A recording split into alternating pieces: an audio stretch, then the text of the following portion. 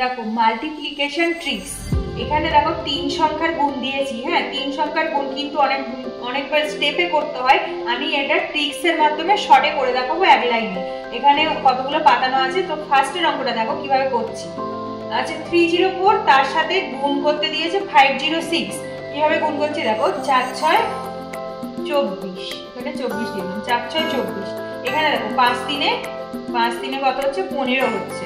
এদিকটা 4 6 24, এদিকে হচ্ছে 5 দিনে 15।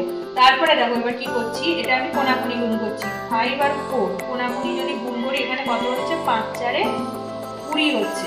সেম ভাবে 3 and 6 যদি গুণ করি কত, 6 দিনে 18 হচ্ছে। এবার এই দুটো যদি আমি যোগ করে নিই তাহলে কত হবে, এই দুটো যোগ করলে কিন্তু হচ্ছে তোমার সমান সমান, এখানে লিখে রাখি 8 আর 3 38, তাহলে এই জায়গাটাতে বসে গেল 38, ব্যাস হয়ে গেল গুণ।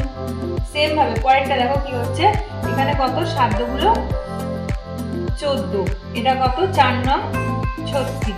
মিডিলটা কিভাবে করছি দেখো, এইভাবে কোনাকুনি গুণ করে দেবো, 9 দুগুলো 18, আর এইভাবে কোনাকুনি গুণ করছি, 7 4 28, এই দুটো গুণ করে দিলাম। এবার এই দুটো যোগ করে দেবো, তারপরে যেতে হবে আনসার।